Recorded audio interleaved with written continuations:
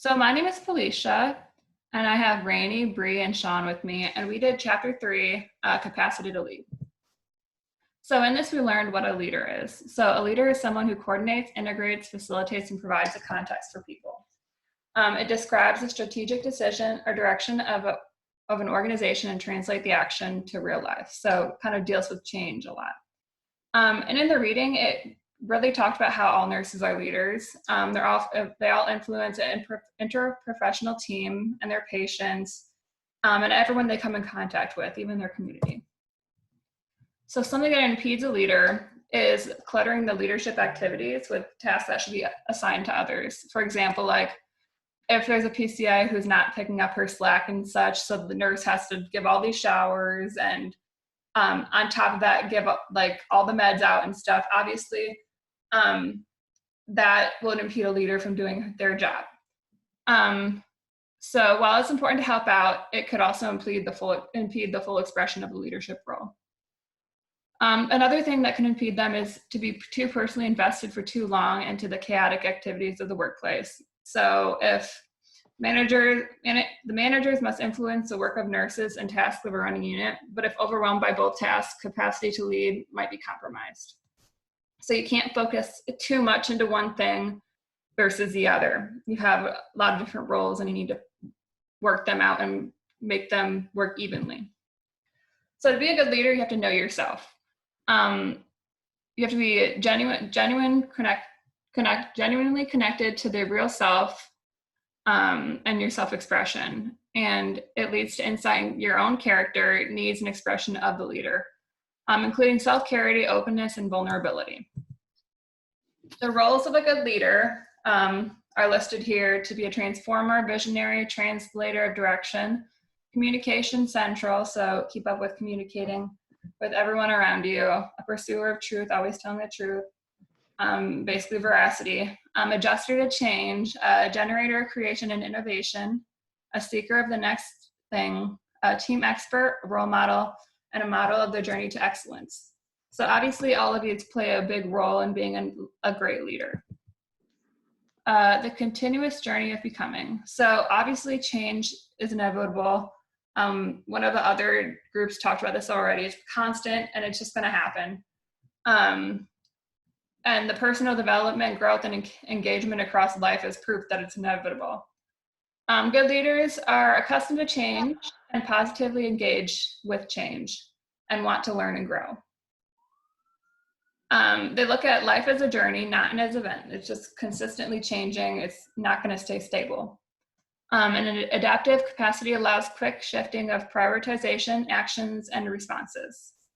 So if you hold on to your own practices, it could impede engaging into improved work processes and better serving the patient's interests, which is why we kind of follow evidence-based practice too. And sometimes if a new thing comes out, we'll try it. So just a little bit of self-reflection for you if you wanted to pause this video. You can ask yourself, are my practices consistent with the changing rules of the organization? Are my leadership practices focused on building strong relationships? Am I aware of my own developmental needs? Also, always exposing myself to the challenges of changing new developments and new learning. And then there's a leadership mirror, which is meaningful relationships with others that lead to effective work. Leaders should serve as a mirror to reflect realities embedded in social relationships, culturally, and in business context. So elements that impact the role of a leader are valuing collective wisdom when making decisions, interconnections in organization drive decision-making, leader as a servant to the system and its people. All people seek meaning in life and want to see that purpose reflected in character and quality of work. And that's something a leader must recognize. A leader is understanding change in their own life, time for self-reflection, and transparent and exemplars of what is good and right. So leadership qualities in the 21st century. You guys can go ahead and read that. I'm just going to mention brief one. So conceptual, basically acclimation to change. Interpersonal, being receptive, and then just kind of interpersonal qualities. Participating, and then leadership qualities, being vulnerable, being willing to take chances, and managing your own emotions. And then just quickly, so you want your manager to be a leader, but not all managers are leaders. So these are kind of the differences between a manager and a leader. So a manager has subordinates, so it's mostly transactional, but a leader has partners that they work with. The manager may be about the work instead of the person, but the leader is more about the person. The manager is more at the hierarchy. It's a hierarchical position. But a leader can be from any point of the system. As for example, I just said a nurse is a leader. A manager relates by control, while a leader relates by influence. A manager is more about the function versus a leader is more about the movement. A manager is more about breaking down components in a problem versus a leader kind of combines elements to a whole. And then the manager reduces risk and builds on tried and tested, but the leader is more willing to take a risk with trial and error to see if maybe there's some way better to do something. I'm going to talk about the personal attributes of a leader.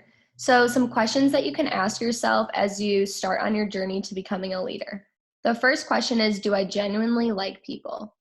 As a leader, you will have to work with many people and many different types of people, and it's important that a leader is able to relate and accommodate to a wide spread of personalities. The second one you can ask yourself is, am I able to live with a high degree of ambiguity and uncertainty? Being a leader also involves dealing with change a lot of the time, and as a leader, you need to be a role model of accepting change with open arms. The third question you can ask yourself is, how well developed are my communication skills? Good communication skills are extremely important when you're a leader. You need to communicate with all different types of people on all different levels. You can also ask yourself, do I have the courage to have crucial conversations and confrontations when required by my leadership? As a leader, you need to be able to be tough when you need to be, and it's also important to cope with fear and uncertainty. Another question is, am I able to stand alone and encourage support for a position that others are not embracing? Being a leader requires you to be firm on certain positions. While being firm, you also need to address the concerns of others. And then lastly, you need to ask yourself if you're an effective team player. Because even though you're the leader, you're still part of the team, and being able to contribute effectively and help others build on their own ideas is crucial. So some leadership characteristics are being credible, honest, transparent, having integrity, being disciplined, being a mentor, and being a validator. So courage and leadership, both of those things kind of go hand in hand because leaders need to act with intention, being fully aware of the implications, meanings, and values of their role. And courage in a leadership position is crucial to being effective. So there are on the right, you can see some more leadership characteristics. I'm not going to read through all those. You can read them on your own. And then related to courage, there are 4 elements that I'm going to talk about in the next couple slides. So the first element is the courage to initiate and act. So as a leader in a nursing role, it will be part of your job to push boundaries on current practices. The leader will need to bring in new changes in evidence-based processes, practices, or initiatives. This can cause conflict with colleagues, and it's important that the leader has courage and confidence in their decision. One thing discussed is that it's important to be kind in the leadership position, but having an abundance of close friendships can make it difficult to stay strong in your decisions, especially when you're bringing on new evidence-based processes, practices, or initiatives. The second thing related to courage is the courage to stand up for what is right in others. So this has to do with dealing with conflict among team members. So it's important to have courage to insert yourself, to create a common group and build essential partnerships. It's important in order to maintain a positive and working team.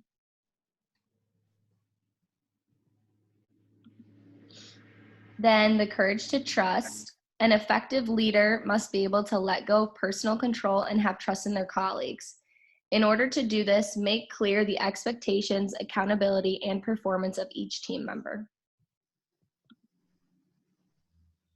So some ways, well, what does courage look like? So some ways that courage shows in a leadership role are speaking up when the individual knows his or her views will not be popular, saying no when it's easier or more acceptable to say yes, speaking with firmness and commitment on issues of principle, best practice, personal rights, and integrity and in the interest of the patients, admitting error and personal failing with full ownership and accountability, or finding potential in others and working diligently to develop it. And then there's a couple others that you can read through if you want to. So another important role of a leader is to engage stakeholders. So what this means is that the leader knows their role in the team and they can act as a connector or a linkage. So instead of looking for answers, the leader seeks the right answer. The leader does not so much seek the resolution of the problem as they direct the problem to those who have ownership for its solution. The leader attempts to find the legitimate locus of control for a decision or action to ensure that the right stakeholders who have direct ownership of the issue are invested in leading the response to it.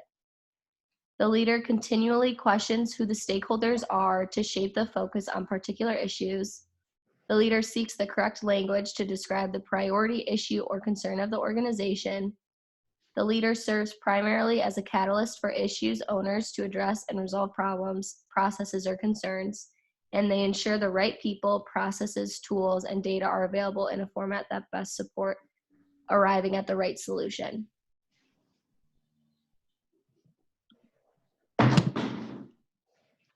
The leader stays in the question. If the leader answers all the questions, then the locus of control is shifted. If the leader is to answer all the questions and it creates a temporary satisfaction for the leader, it serves to create a dysfunctional reliance in the team. Over time, members will stop trying to answer any questions, further burdening the leader. The group will just slowly stop participating or coming up with new suggestions if the leader takes absolute control over the new changes that are happening. Good leaders know that they must not answer all the questions that the members raise. What should the questioner do? Retain ownership and control over the issue. Identify the resources necessary to pursue a solution. Name the barriers impeding a solution. Identify the best deliverables related to a sustainable solution. Enumerate a mechanism for selecting an alternative. Outline the necessary steps.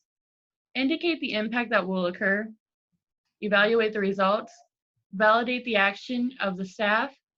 And celebrate the success. This part shows how everyone is a leader, because even if the leader is not making the question, whoever poses the question in the group should be the leader of that question. Important self-qualities for a good leader. Self-confidence and clear awareness of personal ego challenges and the need for rewards. The ability to meet one's self-needs without the appraisal of others. A strong ability to articulate and clarify issues. A capacity to face the potential for conflict head-on and early enough to help people become engaged in it. An ability to obtain equal satisfaction and personal reward in the reflected light of the team's accomplishments. The ability to celebrate other successes. Why do some leaders fail?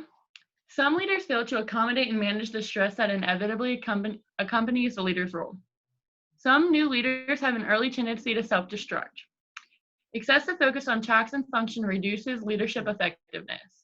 Treating everyone the same can raise problems. Equity versus equality. Admitting personal error does not lead to a lack of credibility. The desire to be liked as a friend to the staff. Leaders need to be available to each other and their staff. Staying out of touch with personal and professional issues.